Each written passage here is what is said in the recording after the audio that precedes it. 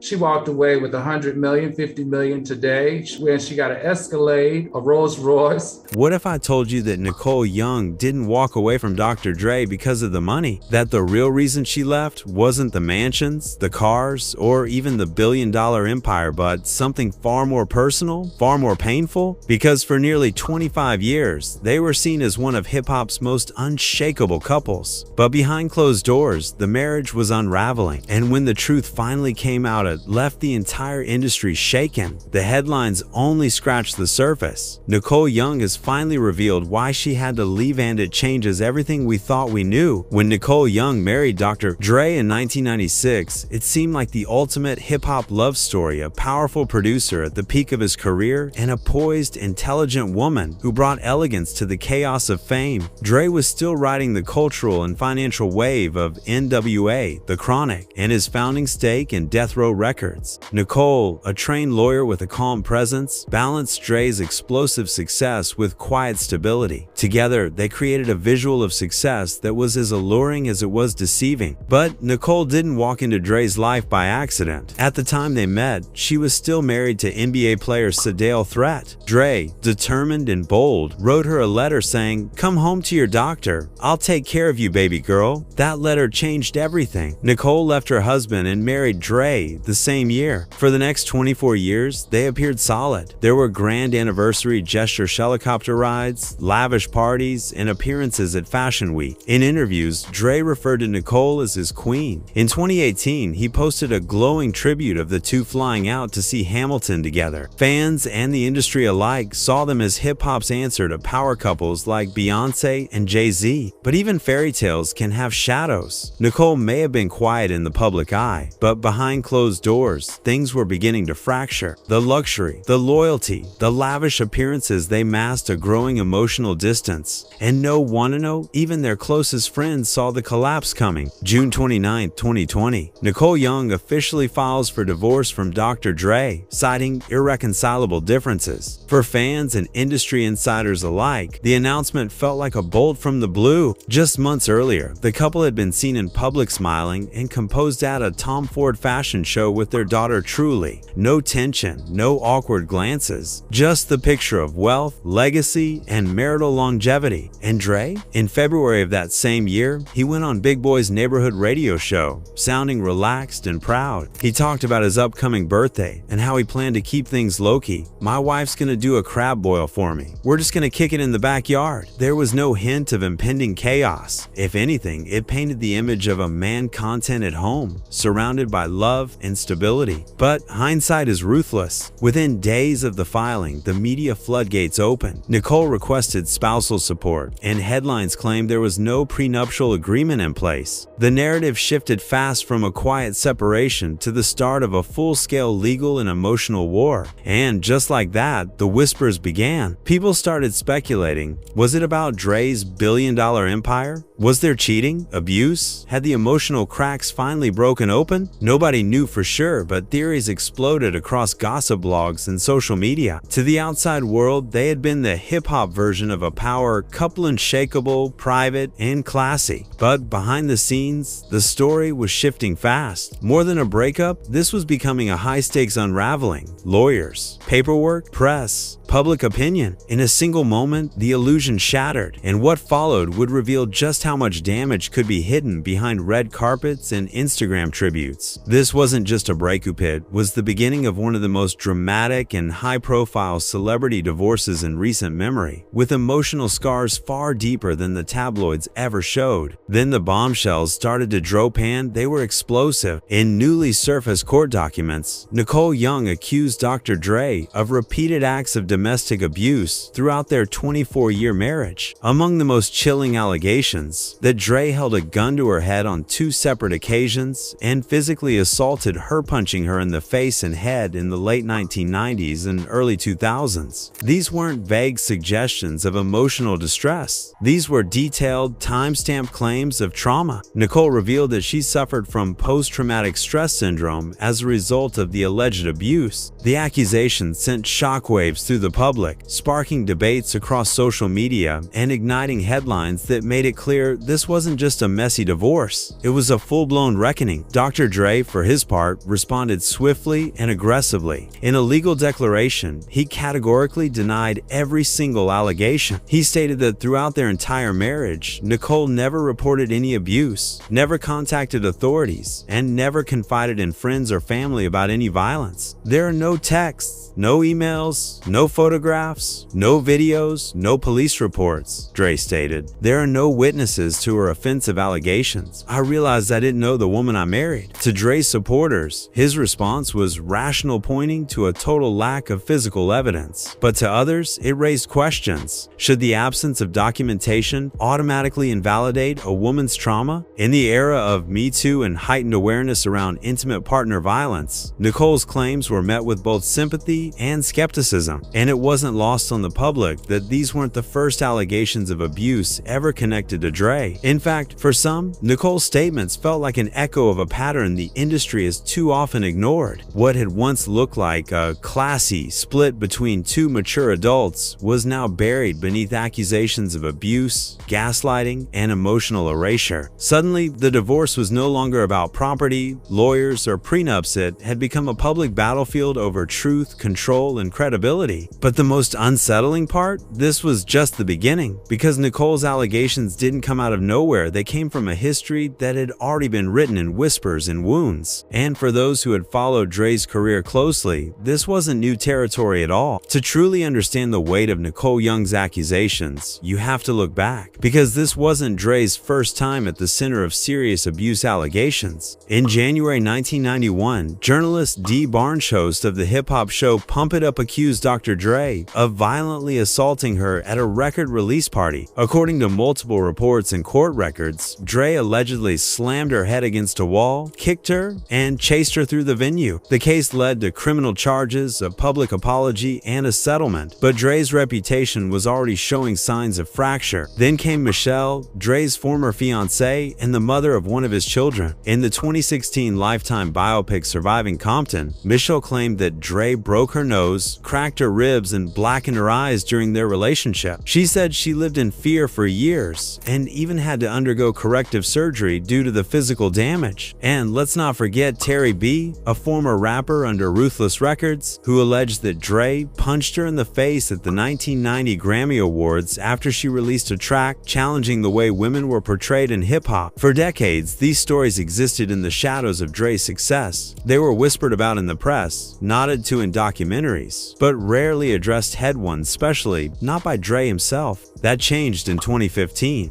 In an interview with the New York Times, Dre said, "I deeply regret what I did. I have this dark cloud that follows me." He reinforced that sentiment in HBO's The Defiant Ones, where he admitted, "Any man that puts his hands on a woman is a f***ing idiot. I was out of my f***ing mind at the time." So when Nicole Young came forward with her own story, public opinion was immediately split. Some believed her without hesitation, pointing to a disturbing pattern.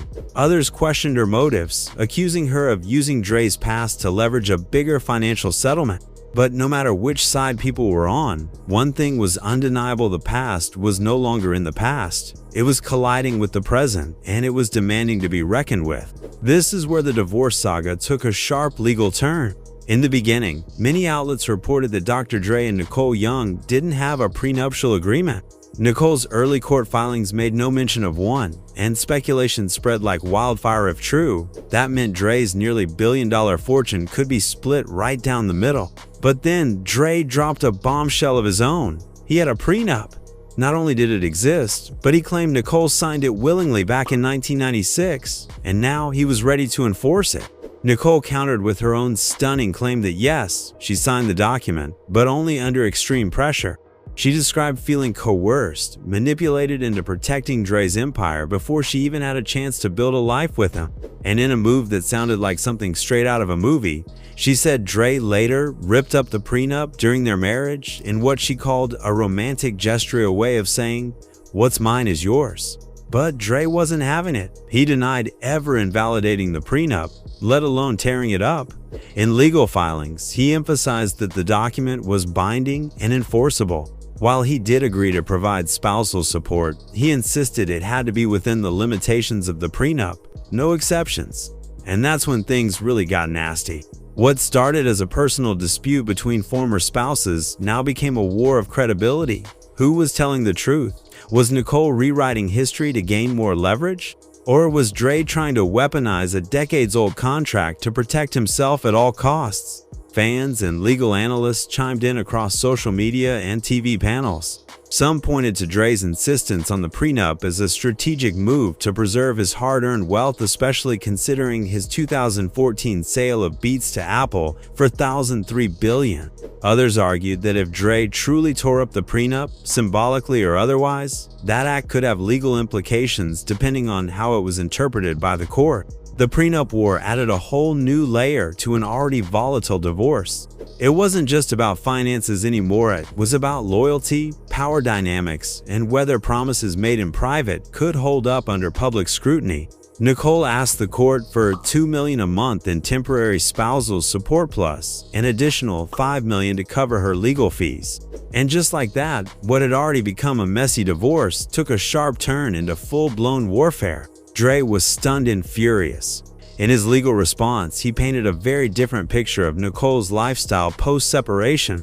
According to him, Nicole was living in his 20-25 million Malibu mansion rent-free, with his private security team delivering gourmet meals prepared by top-tier chefs several times a week. Not only that, Dre claimed he was still footing the bill for her American Express Centurion Black Cardone of the most exclusive credit cards in the world, with monthly charges reportedly ranging from $1,150,000 to $350,000. To Dre, the $2 million request wasn't just excessive, it was a calculated move. "This seems like the wrath of an angry person," he stated in court filings, exacerbated by opportunistic lawyers. He made it clear he felt the divorce had stopped being about fairness and had turned into a money grab. But things didn't stop there. Dre also accused Nicole of something even more serious: embezzling more than $350,000 from Record One, the joint recording studio they co-founded in 2015. He claimed she wrote checks to herself from the business account without authorization. Nicole denied any wrongdoing and maintained that she had a right to access shared assets. The accusation marked a turning point. What had started as a bitter financial dispute now carried the weight of potential criminal implications. Social media and industry watchers were split. Some fans rallied around Dre, echoing sentiments that Nicole was exploiting the system. Others argued that Nicole had dedicated decades of her life to supporting Dre and was entitled to a lifestyle that matched the one she helped build. This wasn't just about alimony, it was about power, legacy, and control. The courtroom had become a battleground where both parties were fighting not just for money, but for the last word in a relationship defined by silence and spectacle. And from here on out, every move they made was going to be dissected by fans, critics, and the media alike. The gloves weren't just off, they were thrown across the courtroom floor. In January 2021, Dr. Dre was rushed to Cedars-Sinai Medical Center in Los Angeles after suffering a brain aneurysm. The news stunned the industry. For days, fans waited on edge as reports confirmed he was in the ICU, under 24-hour observation. He was fighting for his life, and for a moment, everything else faded into the background. But in a twist that no one could have predicted, Nicole showed up. Despite the intense legal battle, despite the abuse allegations, despite the emotional war playing out in the press, she walked into that hospital room. She hugged him, told him she loved him. And for Dre, that moment felt like a crack in the wall, like maybe, just maybe, there was still a path back to peace. But that feeling didn't last long. 2 months later, Nicole filed for a domestic violence restraining order against him. The request was denied, but the damage had already been done. For Dre, it wasn't just a legal maneuver, it felt like emotional betrayal. He later told the court that the hospital visit had broken him, that he had seen it as a sign of reconciliation, a rare moment of shared humanity after months of accusations and bitterness. Instead, it became yet another weapon in a war he no longer recognized. The contrast couldn't have been sharper. One moment, a hospital bed, a near-death experience, an embrace. The next, court filings, legal jargon, and another headline to fuel the scandal. Some insiders speculated that Nicole's visit had more to do with optics than closure. Others said it was her last act of compassion before cutting ties for good. Either way, the emotional whiplash was impossible to ignore. And for Dre, that ICU room may have been the last place he felt truly vulnerable. But rather than healing old wounds, it opened up new ones even more painful than the physical trauma he had just survived. After 18 long, bruising months in and out of courtrooms, the divorce was finalized, and with it came one of the most expensive settlements in Hollywood history. Nicole Young walked away with $1,100 million. Half was paid up front. The other half would be wired to her within 12 months. She retained all of her personal jewelry. A collection, reportedly worth millions, and was granted 4 high-end luxury vehicles: a Rolls-Royce, a Range Rover, a Spider motorcycle, and an Escalade limousine. These weren't just vehicles, they were status symbols, echoes of a life lived in luxury. But while that might sound like a victory, the scale of what Dre retained tells a different story. He walked away with the lion's share of the empire. They had built together 7 lavish properties across California, including the $1,100 million Brentwood estate. He also kept all his master recordings, valuable music trademarks, business interests, and stock holdings, including the Apple shares from his $3 billion Beats by Dre deal. According to reports, Nicole received only about 1/5 of Dre's liquid assets. She was also responsible for covering her own legal fees, an amount estimated to be in the millions. Rolling Stone noted that Dre was delighted with the outcome and saw it as vindication after a prolonged and very public battle. To celebrate the finalized split, Dre posed under a now infamous balloon display that spelled out, "Divorced as f***."